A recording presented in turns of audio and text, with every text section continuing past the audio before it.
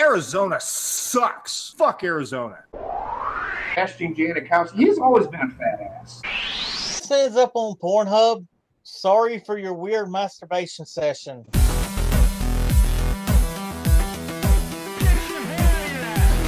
It's time for the Sideline Study.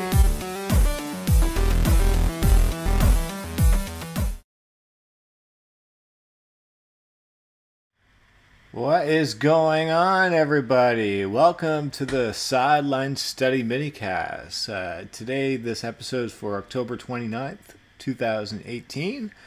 Just got done watching the Week 8 Monday Night Football game between the New England Patriots and the Buffalo Bills. I'm very surprised I even tuned into this game, to be honest. I think everybody in the world did not expect anything from Buffalo. But you know what? Give that Buffalo defense credit tonight. They stood their ground until the end, where the offense was actually the reason why the Buffalo Bills lost the game. A turnover, and on a defense. I think it was 40 games that they went without a defensive touchdown. The longest, I think, out of all the teams. So, it was the offense of the Buffalo Bills that costed them. But that defense, you got to give them credit for holding their ground against Tom Brady. By the way, if it's your first time here, this is a daily minicast we do here for the Sideline Study. And this is presented to you by JV Sports Radio. I almost said the old one, but I would get yelled at by him. No, it's JV Sports Radio, ladies and gentlemen, that we're brought to you by. And we're sponsored, ladies and gentlemen. This episode is sponsored by Seat Giant, which is the local trusted site selling concert and sporting event tickets in North America, all in Canadian dollars. So you Americans can stop paying the United States dollars on other sites, and you can use Canadian dollar value at seatgiant.ca. Or if you're in America, seatgiant.com. It's Canadian owned and operated with Canadians always in mind. Always pay in Canadian dollars for your tickets on seatgiant.ca.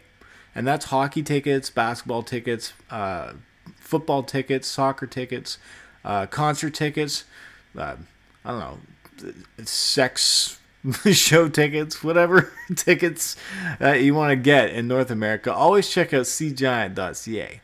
Seatgiant.ca guarantees every single ticket, so always buy with confidence on seatgiant.ca. It has the best ratings and reviews in the entire industry. You can view this by Googling their name and reviews. For all your favorite teams and concerts, use seatgiant.ca. And to purchase your tickets, for all the U.S. listeners out there, you get 30% off on seatgiant.ca when you use the discount code JBRadio. That's right. You just type in that discount code JBRadio and you get 30% while you use the Canadian dollar value. That's an amazing deal, ladies and gentlemen. So go to seatgiant.ca, the Canadian choice, and use discount code JBRadio. And more importantly, seatgiant.ca wants to say, welcome home. I don't know if they would welcome me home after I've stuttered with a bunch of times while I'm mentioning their websites. But I do want to thank all of you for tuning into this episode. There's not really much that I should talk about with the Monday Night Football game, except for the fact that I was actually kind of surprised that the Buffalo Bills defense put up a fight.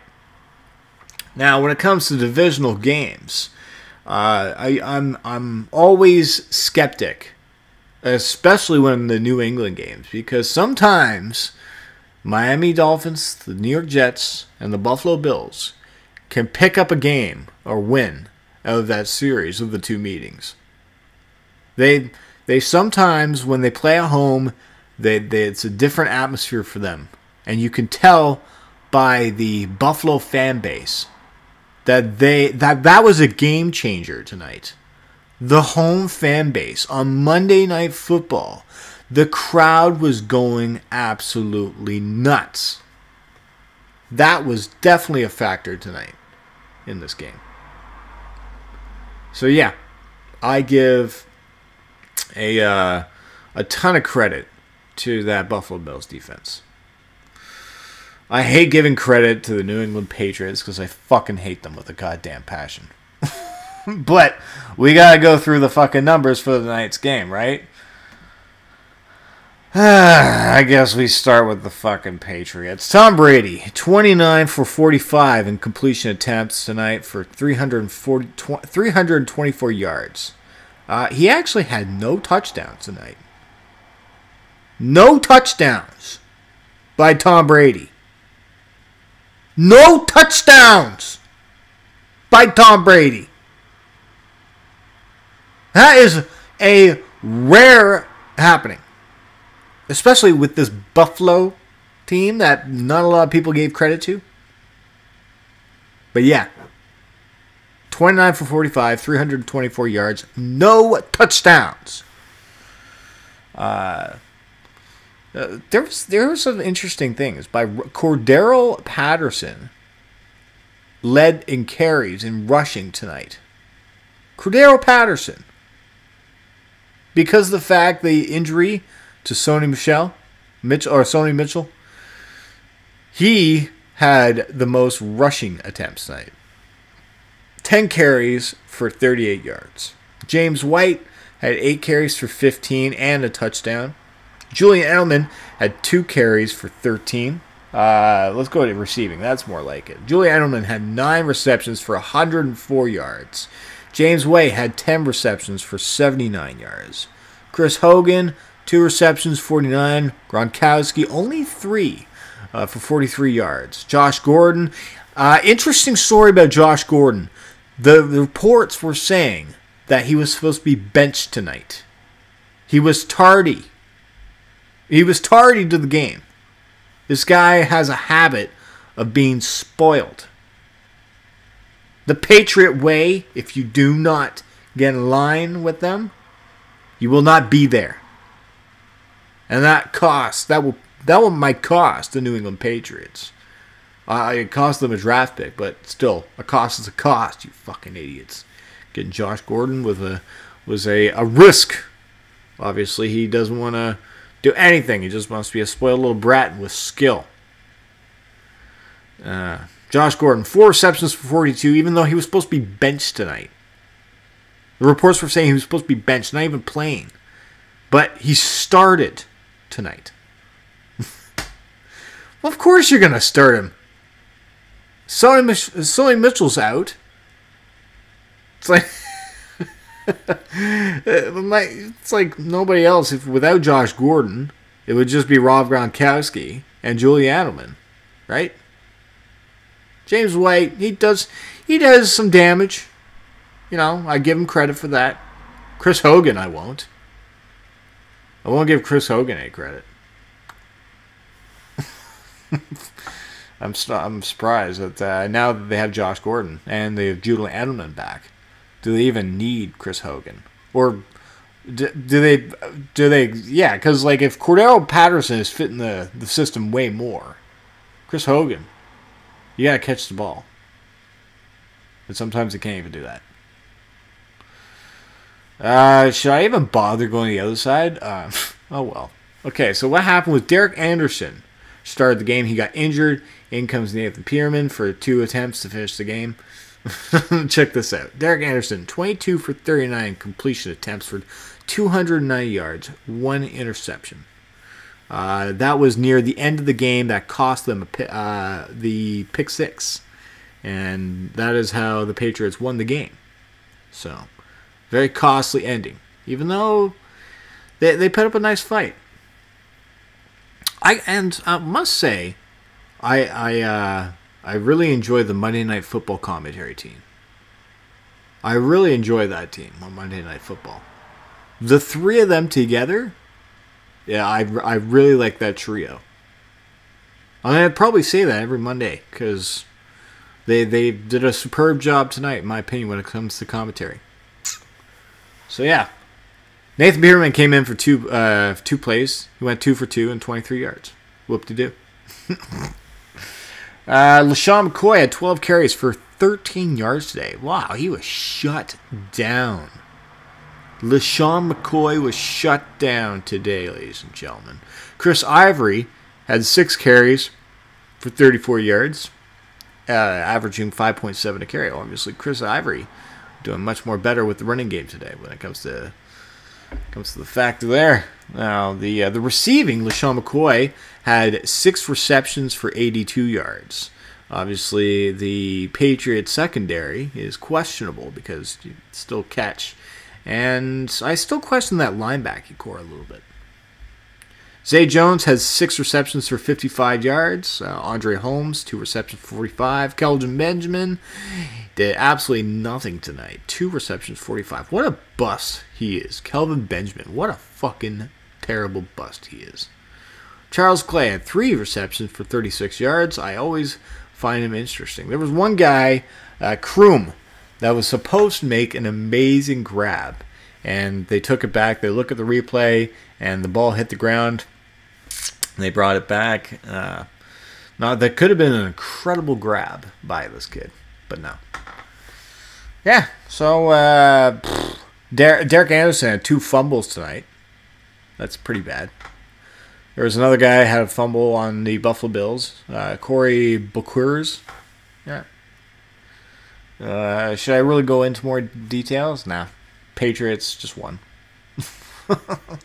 There is some other news I wanted to get into, and that's the firing of Hugh Jackson and Todd Gurley. The promotion of Greg Williams now is the interim head coach of the Cleveland Browns to show their defensive side of the football. Obviously, Greg Williams, I don't think, is going to be the head coach for there. I think they need to go find a proper head coach. I really like Greg Williams as a defensive coach, though. You know, it seems like when he goes in, he fixes up the defense. So I really like that. So the Hugh Jackson and Todd Haley. Hopefully I didn't say Todd Gurley. I might have. But the firings there, if you guys... oh, shit. Did I fucking have... you've got to be kidding me. I had Streamlabs not on the donation thing again. Apparently, when I do this thing, the donation thing is on the wrong slide sometimes. So I have to put the the alert box in the proper thing. Okay, 1 second. Now I have to go and the whole open up thing while I'm on the air. JB's gonna hate me for the fact for even fucking doing this. But hey, you know, guys gotta do what he can, right? So if people fucking donated, thank you very much.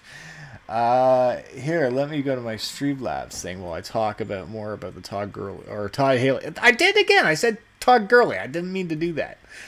If you guys go back and listen to yesterday's minicast, I did mention that something was going to happen with the Browns organization. Look for somebody like Todd Haley to get fired.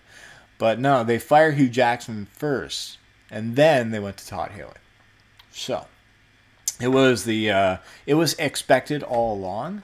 I think things need to change for the Browns because the fact that you have this number 1 overall pick there, and that you're doing nothing with him, right? So he's got all the skill, but the offense is just all over the place right now. They're not making any points. So 1 second, Gorilla. Oh, shout out to Gorilla Strong, man. What's this? This one. I was just in Gorilla Strong's Red Dead Redemption 2 feed or stream that he was doing. He's now doing gaming streams, and I absolutely love it. Okay. Apparently, what the hell? No, apparently my donation thing doesn't work. I'm on my YouTube page, but apparently Gorilla said I got a donation, but I don't see it here. Hopefully it's the right one. it says it's the right one, but no, I don't have any donations on right now. But my God. Gorilla Strong, thank you if you did, bro. Shout out to Gorilla Strong. He's doing Red Dead Redemption Redemption gaming streams. That was fun. I'm gonna take some of his gaming clips and make them into like 30-second things because he had some funny parts that made me really laugh. I don't know if you guys play Red Dead Redemption yet or not, but you have cinematic mode. And I've seen so many replays of people doing this, and then the horse hits something, and the person goes flying off the horse. So Gorilla Strong was trapped in this bush, and he didn't notice that there was a rock, I think, behind a bush, so he went straight forward, and the horse ran straight into the rock and flew Gorilla Strong off of its back. It's pretty funny. I really wish I can get that game. I'm waiting to see if maybe the price will lower down in a few months. Maybe by Christmas time I can afford it or something like that. I haven't even bought Spider-Man yet. I was really looking forward to getting to that. Hopefully the price goes down on that when it comes to the deals. When it comes to games, I'm not really. I've talked about like 3 minutes without talking football. This is horrible on my part. JB's gonna fucking kill me.